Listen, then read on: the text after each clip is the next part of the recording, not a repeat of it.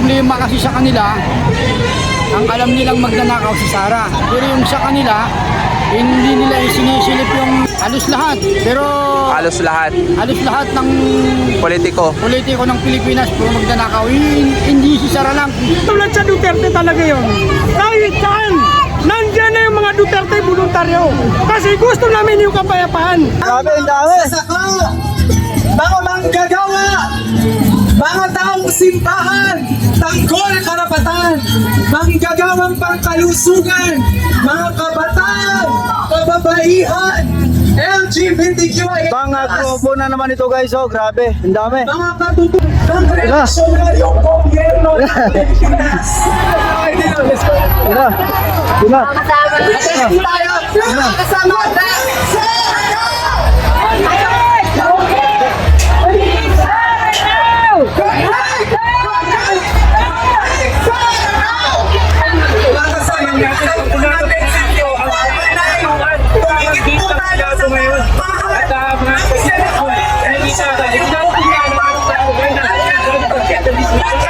Sa ginagawa ng Senado, ito sa pagpapalipit sa natin. Kasi ito tayo na yan para kabayan.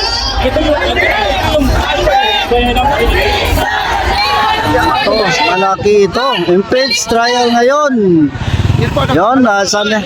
Itong mga grupo pala ng ng mga gustong sulong na ang impeachment ito na. Na humihiling sa mga senador natin na sundin na ang Ay ito.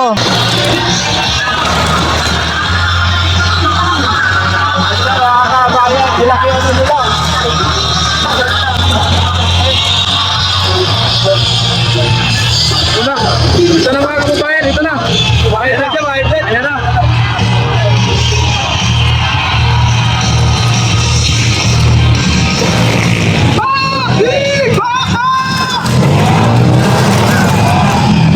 Ito. Rumaragasa. Rumaragasa. Kasi rabi. Senado! Ipakita po natin ang ating galit! Ito na, grabe guys. Nagtakuha ng mga polis.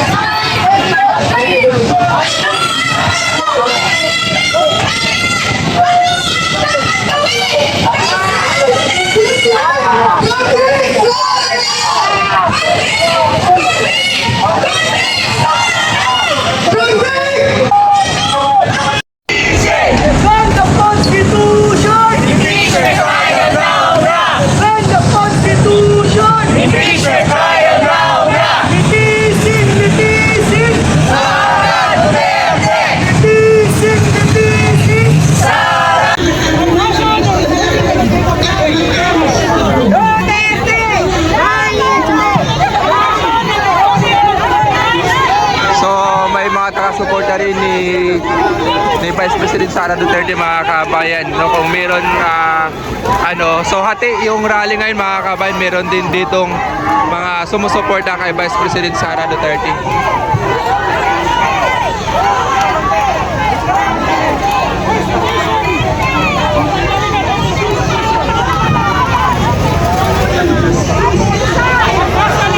So hinati na po ng mga kapulisan para hindi na po sila magkagulo kasi baka magdikit, baka magkaroon po ng tension. So makikita natin dito yung mga sumusuporta rin kay Vice President Sara Duterte na hinati na po ng mga kapulisan baka magkaroon ng gulo kasi may mga sumusuporta po dito kay Vice President.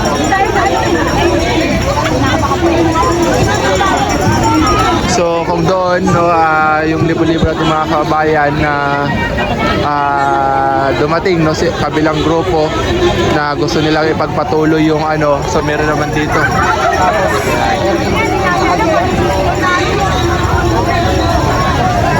Para walang gulo.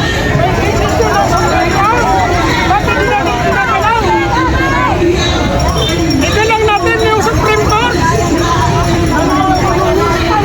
Lahat kayong nag-aaral. Alam natin yung finance, alam natin yung political. Kami po ay hindi kami binabayaran.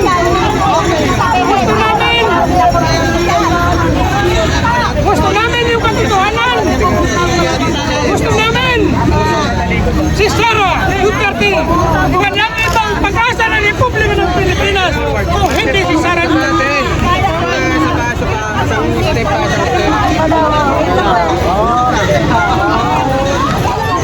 So nahati mga kabayan, no, kasi nagkakaroon ng kumusin kanina, sigawan dahil nga sa magkakaibang grupo na nandito.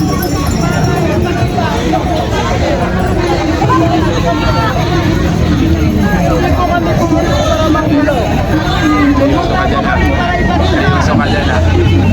Kasi yung nandyan sa kabila, kahit sinong nakaupo ng president, nandyan sila.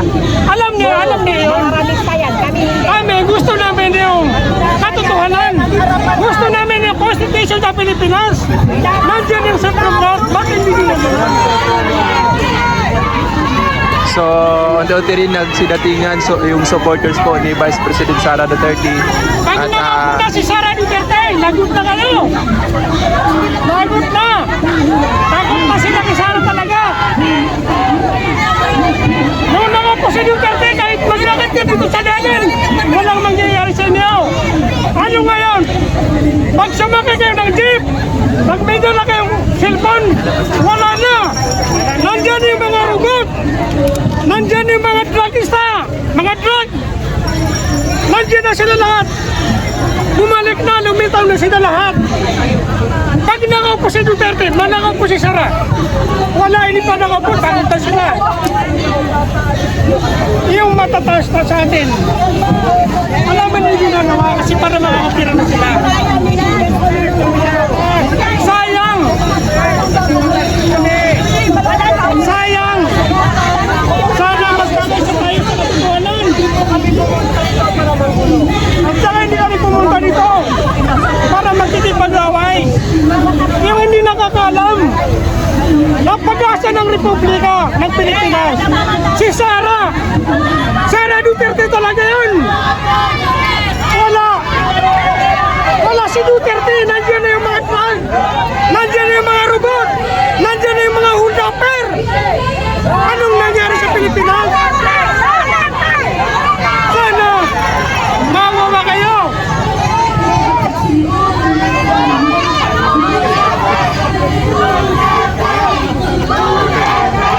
Sir, mensahe niyo po sa kabilang bakod. Sa kabilang yan, kabila pira lang yan eh. Sa kanila yan, pag may pira, nandiyan na sila. Pag wala, hindi katulad sa Duterte talaga yun. Kahit saan, nandiyan na yung mga Duterte voluntaryo. Kasi gusto namin yung kapayapaan. Gusto namin yung mga mawala yung mga drug. Gusto namin mawala yung mga kurakot. Nandiyan na sila. Tingnan niyo yung mga congressman, mga senador, hindi lahat ng senador. Yung 4 na senador yata, mga kurakot yun. Gumagawa, may mga ambisyon pa, magiging president. Wala. Magtanong kayo kahit saan, sa lusok ng Pilipinas, sa buong mundo. Sana kasi alam nila yun. Hindi kami nakikipag-away. Gusto namin ba ibalik talaga si Sara? At saka gusto namin igalang yung Constitution natin. Ba't hindi lang respect pa ng Supreme Court?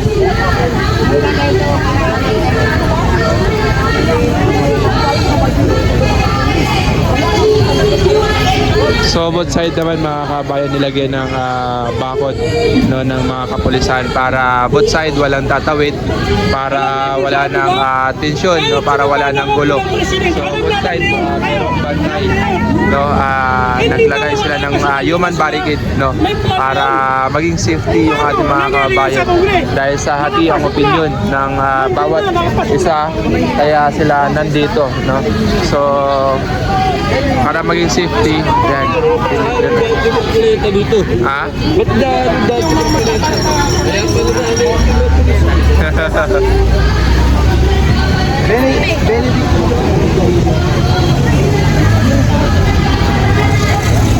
Anong masabi mo na si Sara mismo, si Vice President Sara Duterte ang dinidiin nila na nagnakaw ng kaban ng bayan? Wala yan, walang katotohanan yan. Ang problema kasi sa kanila, ang alam nilang magnanakaw si Sara. Pero yung sa kanila, hindi nila isinisilip yung pagnanakaw nila.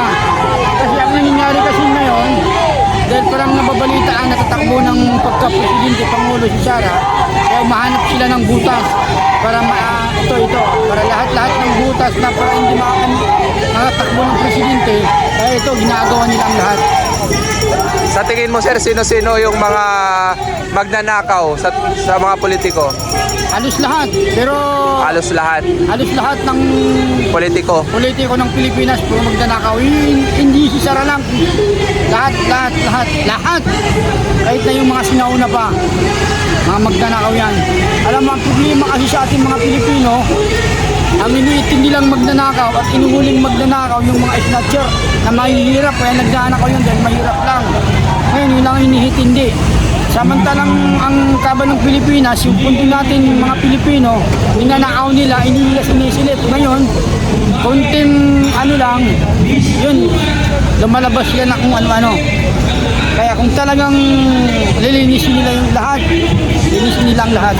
Sir, Isang tao lang. mensahe niyo po sa kabilang bakod na nagsagawa ng kilos protesta dahil hindi sila sang-ayon sa hatol ng Senado at saka at the same time ng Korte Suprema. Sila lang yun. Pero yung iba, hindi naman sa ngayon. Pero kami, simulat sa Paul, Duterte kami. Pati mga kasamahan niya, mga kabinete niya. Salamat sir, thank you po.